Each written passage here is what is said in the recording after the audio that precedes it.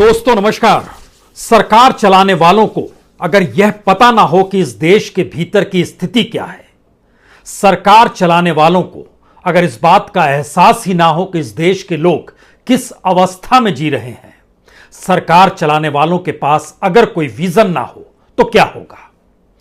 बात आज आप कहीं से भी शुरू कर सकते हैं। अगर आप प्लेटफॉर्म पर खड़े हैं, रेलवे प्लेटफॉर्म पर, तो टिकट की कीमत आपको ज्यादा महंगी पड़ेगी। हवाई सफर करेंगे तो भी आपको सफर महंगा हो चला है। इस देश के भीतर में रेलगाड़ी में सफर कीजिए, सड़क पर सफर कीजिए, हवा में सफर कीजिए, रसोई घर के भीतर में गैस का चूल्हा जलाइए या फिर कोयला या लकड़ी जलाइए। रसोई घर के भीतर में चाहे आटा गूंदते हुए रोटी बनाइए, चाहे आप चावल बनाइए, चाहे तेल डालिए और सब्जी बनाइए, चाहे आप फल ले आइए। ये सारी स्थितियां अगर आपकी जेब के खिलाफ जा रही हो तो आप क्या करेंगे? सरकार को याद करेंगे या फिर अपनी कमाई का रोना रोएंगे? और दूसरी तरफ जो कमाई आपकी हो रही है वह कमाई भी रुकती चली जाए, थमती चली जाए और धीरे धीरे रोजगार ही खत्म हो जाए तो आप क्या करेंगे? यानी एक तरफ महंगाई और दूसरी तरफ बेरोजगारी, और इस अवस्था के बीच देश को लेकर सपने संजोए हुए चकाचौंध में समेटने की एक अद्भुत कोशिश, एक ऐसी उम्मीद और ऐसा सपना जगाने की कोशिश जिसके दायरे में इस देश का डिसइन्वेस्टमेंट है, जिसके दायरे में इस देश का निजीकरण है, जिसके दायरे में इस देश में बेहतरीन गवर्नेंस देने का वादा है, जिसके दायरे में इस देश का राष्ट्रवाद है, जिसके दायरे में इस देश में हिंदुत्व का बोलबाला है। अब आप क्या करेंगे? रसोई है, घर है और उसके बाहर चाकरी भी नहीं है। इन तमाम परिस्थितियों से जूझते हुए अगर सरकार के ही आंकड़ों को अगर आप परखना शुरू करेंगे तो आप हैरत में आ जाएंगे। इस देश के भीतर में अब सभी पॉलिटिकल पार्टी नौकरी भी नहीं दे पाती है। जो सत्ताधारी पार्टी होती है वही रोजगार दे पाती है। और भारत के भीतर में मौजूदा वक्त में सबसे ज्यादा युवाओं को कहीं नौकरी मिली है तो वह बीजेपी की पॉलिटिकल पार्टी यानी बीजेपी का पॉलिटिकल दफ्तर है, जहां पर आपको झंडे भी सजाने हैं, नारे भी लगाने हैं, चुनाव में जीतते वक्त आपको बूथ दर बूथ चीजों को मैनेज भी करना है और शायद उस भीड़ का हिस्सा भी बनना है जिस भीड़ में नारे लगाते वक्त हो सकता है कहीं आपको 100 रुपए, कहीं 200 रुपए, कहीं 500 रुपए, कहीं 2000 रुपए मिल जाए। यही है इस देश का हाल, जो ऐसी स्थिति में सीधी बात अगर समझने की कोशिश की जाए तो अगस्त के महीने में यानी पिछले महीने में इस देश में 16 लाख लोगों की नौकरी चली गई। यह नौकरी सिर्फ संगठित क्षेत्र की नहीं, असंगठित क्षेत्र की भी है। और उसके भीतर का एक अनूठा सच यह है कि पहली बार महंगाई ने इस देश में लोगों को अपने तौर पर दबाव डाला कि आप रोजगार खोजने के लिए बाजार में जाइए। यानी तकरीबन 4 लाख लोग अगस्त के महीने में रोजगार खोजने के लिए घर से बाहर निकले। कल तक वह रोजगार नहीं करते थे। कोई अपनी दुकान चला लेता था, कोई खेती में जुड़ जाता था, कोई मजदूरी कर लेता था, लेकिन अब वो सारे रास्ते भी धीरे धीरे बंद होते चले जा रहे हैं। चौंकाने वाली बात है कि भारत दुनिया में सबसे युवा देशों की कैटेगरी में नंबर 1 है, लेकिन इस युवा देश के भीतर में युवा और छात्र कितना बदहाल है यह सिर्फ इससे समझ लीजिए कि इस देश में सबसे ज्यादा रोजगार आज की तारीख में जो सबसे न्यूनतम पैसा जहां मिलता है वह मनरेगा है।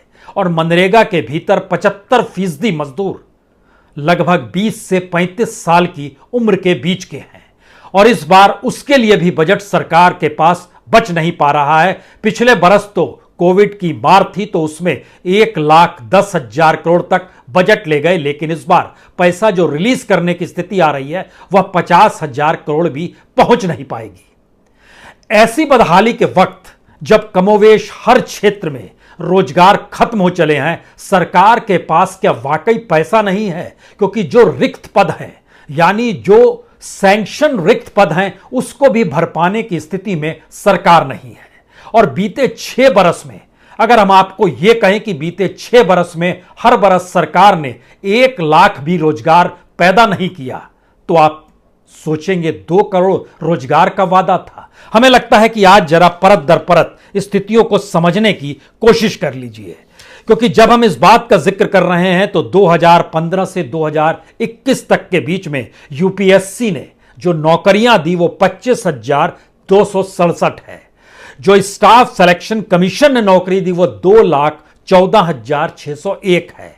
और सबसे बड़ा रोजगार कहीं से मिला तो वो रेलवे रिक्रूटमेंट बोर्ड दावा करता है कि हमने 2,04,945 नौकरियां दे दी, यानी सबको जोड़ लीजिएगा तो भी 4.5 लाख नौकरियां बनेगी नहीं। लेकिन फिर भी इसके ठीक समानांतर कितनी बड़ी तादाद युवा छात्रों की रही जो 20 से 35 बरस के बीच में आते हैं। उनके पास ना रोजगार है और घर में 2 जून की रोटी की व्यवस्था कैसे होगी यह भी नहीं पता है।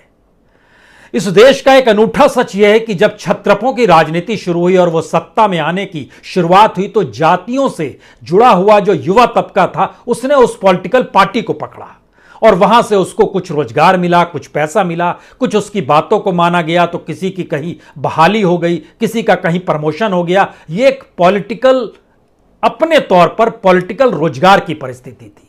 लेकिन भारत का सच सिर्फ यही नहीं टिकता है।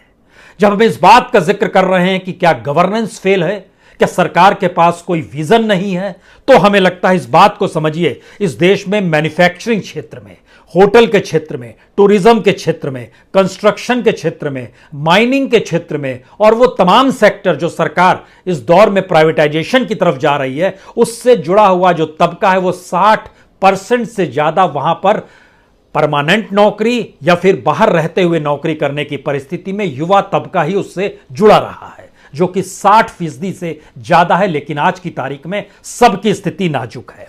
CMIE, इसका डाटा बड़ा रोचक है। इसकी जानकारी के मुताबिक जब सारे रास्ते बंद हो जाते हैं तो मजदूरी ही एकमात्र रास्ता बचता है और ऐसे में अगर मजदूरी ना मिले तो कोई क्या करे।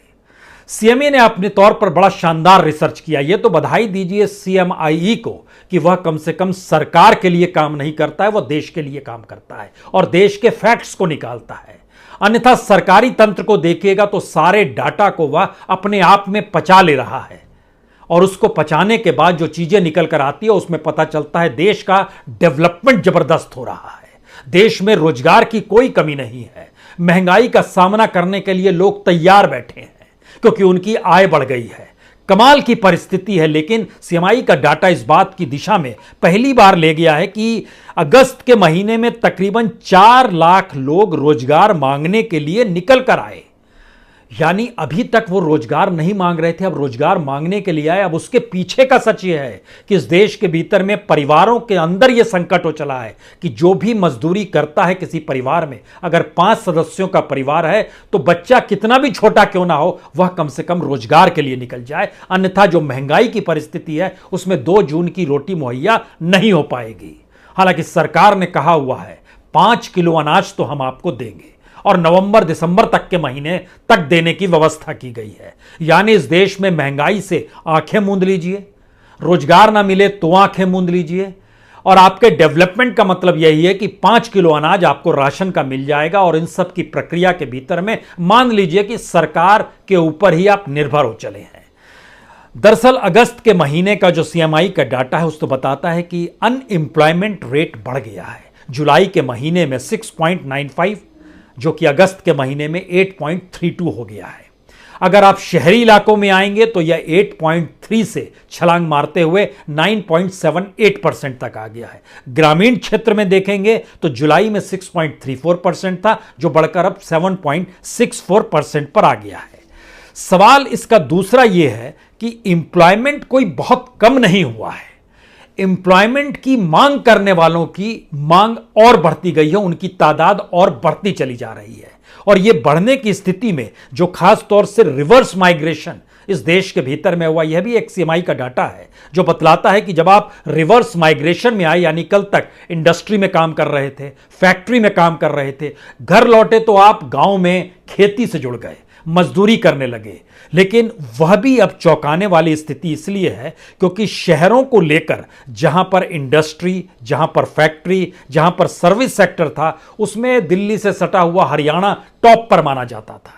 और आज की तारीख में अगर उसका परसेंटेज देखिएगा अनएम्प्लॉयमेंट का तो मैक्सिमम है 35%। अनएम्प्लॉयमेंट रेट हरियाणा का है क्योंकि फैक्ट्रीज देश में